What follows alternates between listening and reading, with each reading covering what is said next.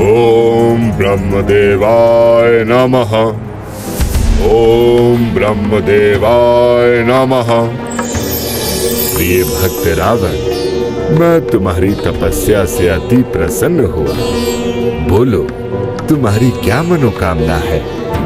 हे परमपिता ब्रह्मा, आप मुझे अमृतत्व का वरदान दीजिए, जिससे मैं समस्त सृष्टि में अजय रहूं और कोई देव दानव मेरा हित ना कर सके। हे वत्स, अमृतत्व का वरदान सृष्टि के विधान के सर्वथा विपरीत है। कोई और वरदान मांगो। हे परमपिता, मैं तो आपसे अमृतत्व की ही कामना करता हूँ। हे वत्स, मैं तुम्हें अमृतत्व का वरदान तो नहीं दे सकता, परंतु तुम्हारी नाभि में अमृत कलश विराजमान रहेगा। तुम्हारा वध नर और वानर के सिवा कोई नहीं कर पाएगा, स्वयं त्रिदेव भी नहीं। जैसी आपकी इच्छा परम पिता परमेश्वर।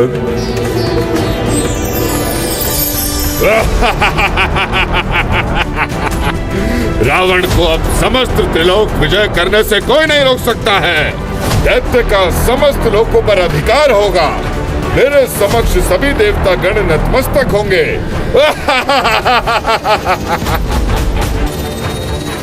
रावण ब्रह्मदेव से प्राप्त शक्तियों के माध्यम से अपने सौतेले भाई कुबेर की अकालपुरी पर आधिपत्य स्थापित करके उनसे पुष्पक विमान छीन लेता है।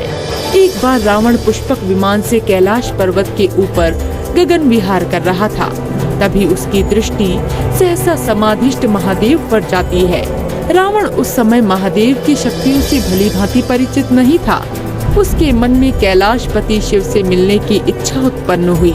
तभी शिवांश नंदी महाराज ने वायु में ही रावण के पुष्पक विमान को गतिहीन कर दिया। ये पुष्पक विमान वायु में स्थिर क्यों हो गया है? ये तो मन की गति से चलता है। भला इसे रोकने का दुस्साहस कौन कर सकता है? हे धृष्ट पुरुष, तुम्हें कदाचित ज्ञात नहीं कि कोई पशु पक्षी भी कैलाश पर्वत के ऊपर से कदापि विचरण नहीं करते। हे मूर्ख, तुम्हें ज्ञात भी है तुम किससे धृष्टता कर रहे हो? हे मूर्ख, कैलाशपति शिव के सम्मुख समस्त शक्तियाँ शून्य हो जाती हैं। भला तुम क्या हो मायावी असुर? इसके बाद रावण बड़े ही अभिमान से पुष्पक विमान से कैलाश पर्वत पर उतरता है। हे कुंती, वानर मुखी गण, तुम्हें तनिक भी आभास है कि तुम किससे वैर ले रहे हो? कदाचित तुम्हारे शिव में भी इतना साहस नहीं है कि वे लंकापति रावण का सामना कर सके। हे मूर्ख, तुमने मेरा अपमान किया, मैंने तुम्हें माफ किया, पर महादेव के विषय में की गई तुम्हारी ये धृष्टता क्षमा योग्य नहीं है। तुम्हें इसका अवश्य ही दंड मिलेगा। हे वानर मुखी गण, तुम्हारा ये साहस कि तुम मेरा सामना करोगे? बिना कारण ही काल के ग्रास हो जाओगे।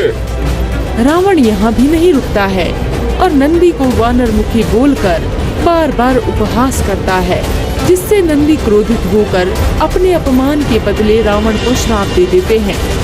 हे दुष्ट, तुमने मेरा वानर मुखी कहकर उपहास उड़ाया है। एक दिन वानर ही तुम्हारे सर्वनाश का कारण होगा और तुम्हारे इस अहंकार के आवरण का अंत करेगा। वानर मुखी, तुम सिर्फ मुख से ही युद्ध करोगे? ऐसा प्रतीत होता है कि तुम बलहीन हो या तुम्हारे अंदर साहस ही नहीं जो तुम मेरे बाहुबल का सामना कर सको। हे अहंकारी रावण, शिवांश नंदी के प्रहार का सामना करो। इसके बाद नंदी कटार से हमला करते हैं। रावण भी अपने फरसे से नंदी पर आक्रमण करता है। दोनों में भयंकर युद्ध होने लगता है और नंदी रावण के फरसे से आक्रमण को निष्फल कर देते हैं। रावण फिर से नंदी से युद्ध करता है। रावण के आक्रमण से नंदी के हाथ से उनका कटार दूर गिर जाता है, जिससे भगवान शिव का ध्यान भंग हो जाता है। फिर वहाँ महादेव प्रकट होते हैं। अरे नंदी, तुम्हारी ये दशा किसने की? हे प्रभु, इस अहंकारी ने मुझे पराजित किया है। अरे वानर मुखी, मेरे हाथों अपने शिव को भी पराजित करवाओगे क्या? या फिर मुझसे संधि के आकांक्षी हो? रावण, मैं तुम्हारे बाहुबल से अति प्रसन्न हुआ हूँ। तुम मेरी शरण में आ जाओ।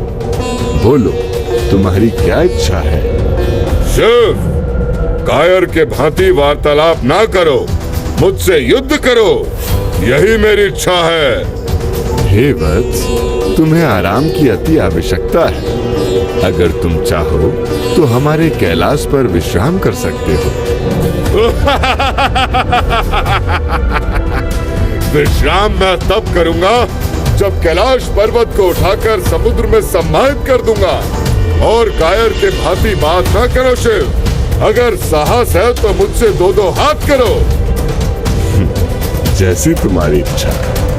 तभी रावण शिवजी के ऊपर अपने फरसे से एक जोरदार हमला करता है और शिवजी अपने त्रिशूल से उसके उस हमले को निष्फल कर देते हैं। रावण और शिवजी के बीच भयंकर युद्ध होता है और शिवजी रावण को युद्ध में किसी बच्चे की भांति पराजित कर देते हैं। वत्स, तुम्हें आराम की आवश्यकता है। महादेव वहां से अंतर्ध्यान हो जाते हैं। वहीं दूसरी ओर रावण अपनी पराजय से लज्जित होकर अपने अदम्य बाहुबल से कैलाश पर्वत को अपनी दोनों भुजाओं से उठाने लगता है, जिससे समस्त कैलाश पर्वत डगमगाने लगता है। हे महादेव, कौन है वो दुष्ट जो कैलाश को उठाने का दुस्साहस कर रहा है? माता पार्वती के ऐसे शब्द सुनकर महादेव अपने पैर के अंगूठे से कैलाश पर्वत को छू लेते हैं। महादेव के पैर का दबाव पड़ते ही पर्वत के नीचे रावण की दोनों भुजाएं दब जाती हैं और राक्षस राज रावण भयंकर पीड़ा से करहा उठता है। तभी नंदी रावण के पास आकर कहते हैं कि हे दैत्यराज, अगर अपनी इस पीड़ा से मुक्ति चाहते हो तो सच्चे मन से हमारे महादेव की आराधना करिए। वे भोले भंडारी हैं। प्रसन्न होकर वो तुम्हारे सक्षम्य अपराध को अवश्य ही क्षमा कर देंगे। इसके पश्चात रावण शिवगण की बात मानकर शिवजी को प्रसन्न करने के लिए साम वेदोक्त स्त्रोतों द्वारा महादेव की स्तुति करने लगता है और 1000 वर्ष तक अनवरत स्तुति करता रहा। तब भगवान शिव ने प्रकट होकर रावण की भुजाओं को मुक्त करते हुए कहा, हे दशानन, तुम वीर होने के साथ ही साथ पंडित्य ज्ञान के शिरोमणि हो। मैंने तुम्हें क्षमा किया। हे महादेव, मुझे अपनी अज्ञानता का ज्ञान हो गया। मेरी आपसे एक विनती है, मुझे आप अपना शिष्य बनाकर अपनी कृपा दृष्टि मुझ पर सदैव बनाए रखिए।